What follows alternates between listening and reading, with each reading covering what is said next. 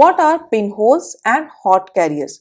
How does they affect MOS operation? Pinholes are the localized sites formed in silicon dioxide layer due to non-uniform oxide growth. Effects are they may cause electrical shorts between the gate electrode and the substrate. Now the hot carriers, these are the electrons and holes which acquire high kinetic energies in high electric fields. These are created in case of constant voltage scaling, where the power supply's voltage is not scaled down with device dimension, accompanied by increasing substrate doping densities. And the effects, these hot carriers may get injected into the gate oxide and cause permanent changes in the oxide interface charge distribution, degrading the IV characteristics of the MOSFET. Next is, what are MOSFET capacitances? So there are two types of internal capacitances, gate oxide and junction capacitances. First one is gate oxide capacitances. Gate forms a parallel plate capacitor with channel with the oxide layer as its dielectric, as we have already seen in MOS capacitor.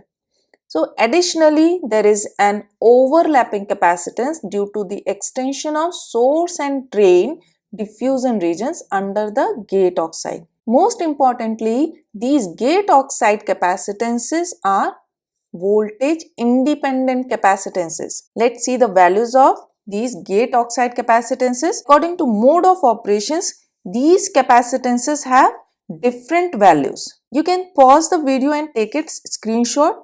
For more details on MOSFET capacitance, you can click the above link and check the description box. Second one is junction capacitance. So these are due to the depletion charge surrounding the respective source or drain diffusion regions embedded in the substrate, as we have seen in the diode and BGT cases. Both of these junctions are reverse biased under normal operating conditions. Here you should note that these junction capacitances are voltage dependent capacitances, and the expression for the junction capacitances are these two. Next is draw small signal hybrid pi model of MOSFET. This is the small signal model of MOSFET where we have ignored the channel length modulation effect.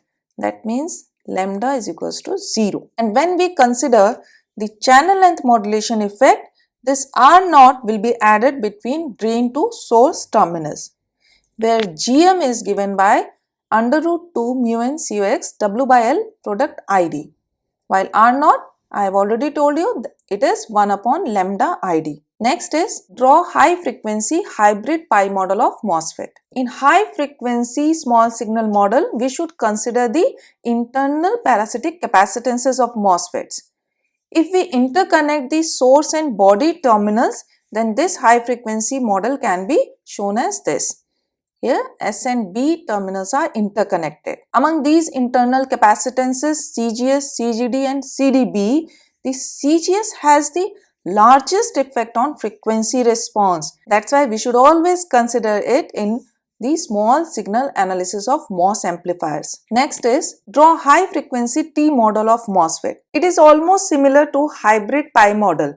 The only major difference is this 1 upon GM resistance that is connected between the gate and source terminals.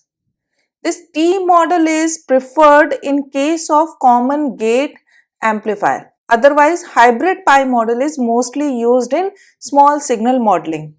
Next is draw small signal common source amplifier. So this is the circuit diagram of common source amplifier.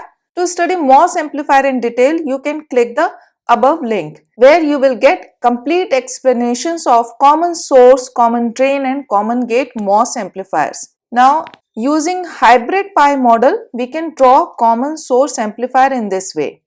Here R0 is ignored. In case if channel length modulation effect is not ignored, then tell me where will you place this R0 resistance?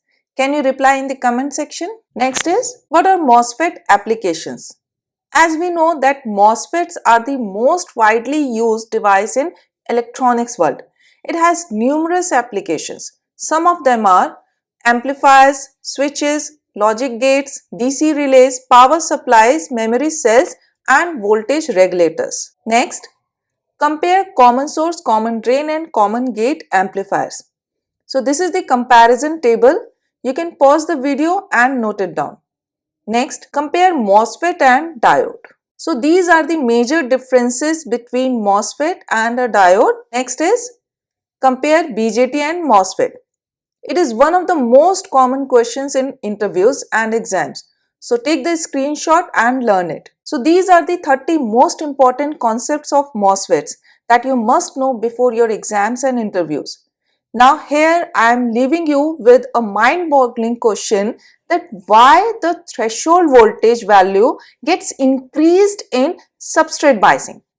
Explore it and let me know about your understanding in the comments. I hope you found this video very helpful, so please subscribe my channel and share it with your friends.